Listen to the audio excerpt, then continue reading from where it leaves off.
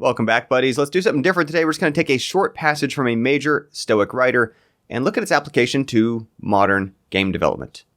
That'd be fun to try. Now, this is going to come to us from letter 115 of Moral Letters to Lucilius, or Moral Epistles, or Letters from a Stoic. There's several names that are all the same pile of letters.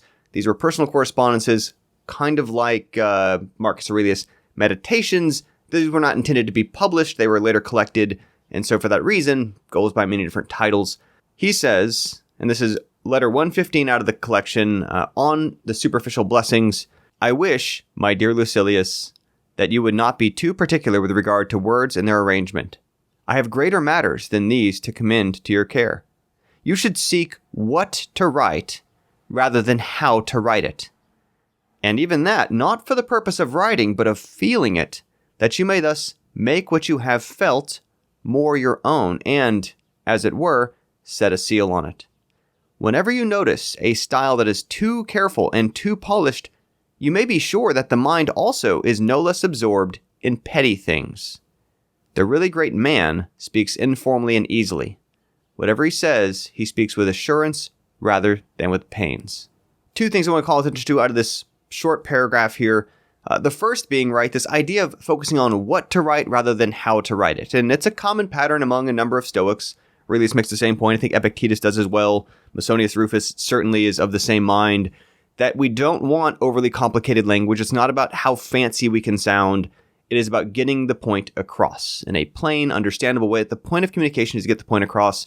And what I really like about this filter of focusing on what to write instead of how to write it is, again, to apply this to game development, that in many cases, we can very much get bogged down. A lot of us like to hyperfixate on a very particular piece of a problem, and we'll try to do something very, very, very well.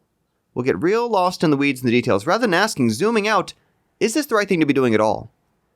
Because a great deal of our efforts wind up wasted, poorly spent. I mean, maybe not terribly as practice, but of no utility to the outside world in so much as no one else wants to play it, no one else is interested in it, no one else is impressed by it, no one else can talk about it, because we're fixated on the details of how to do something rather than asking ourselves, what's the right thing to do?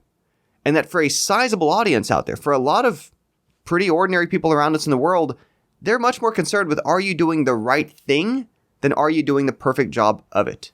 That you cannot do the wrong thing well enough to make it into the right thing to be doing. One of the favorite examples I always like to think about this, and I will put an asterisk, certainly say lightning strike in history. This is not a replicable outcome.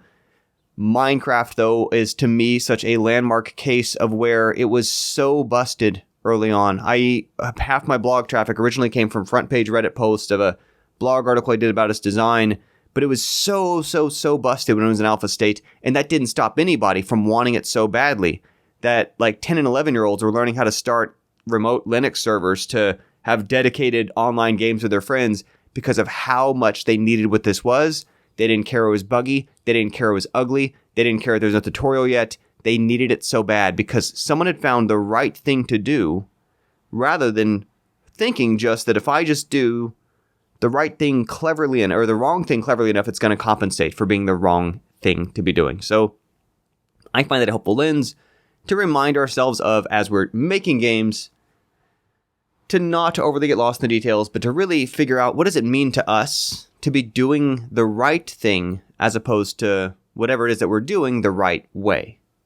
And this is so important in part because when we're making our own projects, and it's not just coming to us from the outside, it's not a professor's assignment, it's not a boss telling us what to do, it's not the job hiring us to build the thing that they have brought us on to work on. When it's your own projects, no one else is looking out for, is this the right thing to be making? So that's the first part I want to grab out of letter 115. Just the first paragraph of it. It's a longer letter than this. The second thing I like from this, though, right, is if we look at the next part of this passage, he's talking about, and even that not for the purpose of writing, but of feeling it, that you may thus make what you have felt more your own, and as it were, set a seal on it. And certainly a lot of the kinds of games that I help people build in home team or in my private training practice and otherwise, it's something where the point of the project, more than anything else, is about advancing our own ideas.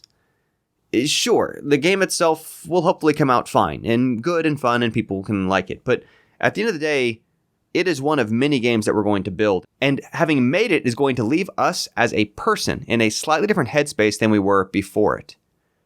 And based on what it is that we are getting out of ourselves, what we're writing in the sense of code in this case, and includes pixel art and modeling and sound effects creation, all the various pieces that we manipulate to build games, it's not just about for the outside world. It is for the purpose of experiencing it, of feeling it, of going through that practice of chasing our thoughts to see where it leads us. And there's a more subtle point here that I'm going to speak to more another day because it's not quite from letter 115.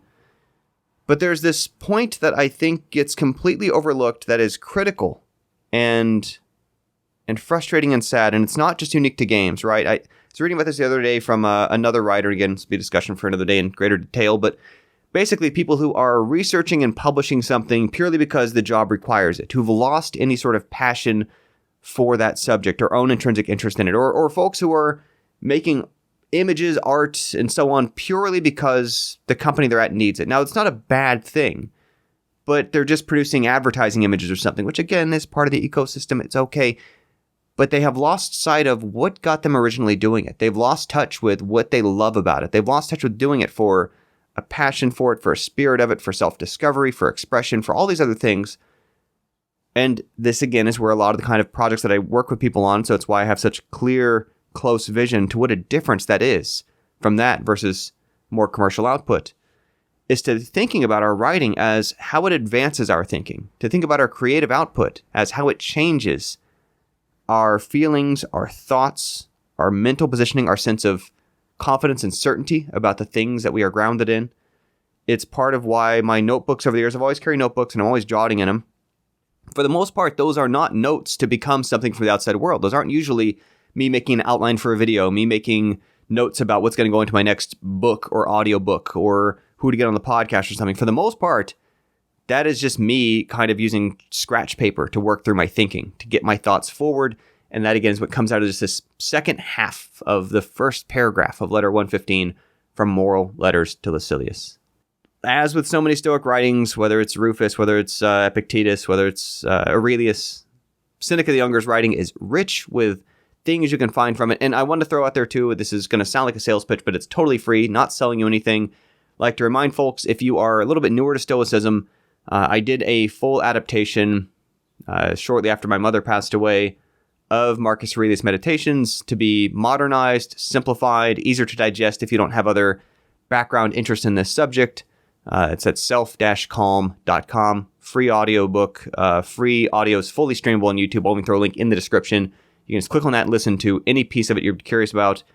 But it's material that helped me through periods of uncertainty and change, of working through feelings of frustration, of periods of loss, of all kinds of tough things in life where I found it helped me stay grounded and do the things I meant to do. And this is, again, I'm always trying to remind folks, not saying you don't feel your feelings. That's not what it's about. It's not the modern use of the word stoic in lowercase s, but it's just a way of kind of grappling with framing our thinking, working through our thoughts. And like I say, a lot of this material is rich to mine from. So I just want to grab those couple little notes here from the first paragraph of letter 115, Moral Letters to Lucilius, from Seneca the Younger, so-called because his dad, Seneca the Elder, was also a writer. Seneca the Younger is also a tutor for Nero, who that didn't turn out great for either person. But one of the interesting things about this stuff is there's historical context. Even if you don't care about that, you don't have to. The ideas that are there can be of use to us in modern life. People are still people, right? It's not just about what technology we have around us. So anyway, I wanted to share those thoughts. Hope it's been of interest to somebody out there of use. I'd be curious to hear your thoughts in comments, etc. Feel free. In fact, I don't think it's going to block you for throwing down a link.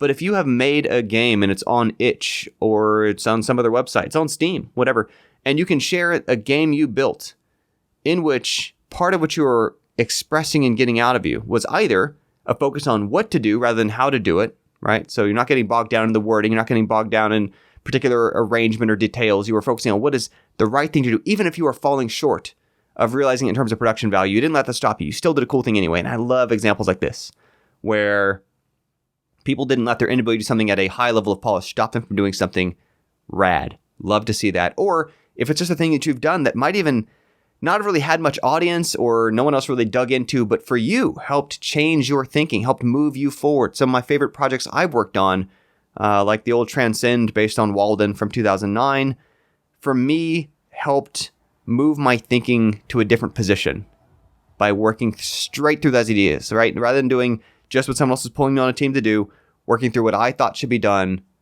to shift my thinking, or, and again, sort of Seneca's words here, not for the purpose of writing, but of feeling it, that you may thus make what you have felt more your own, and as it were, set a seal on it. So anyway, that is what I wanted to share today. Hope it's been useful to somebody out there. I will catch you all another time. Thanks for tuning in as always. See you next time.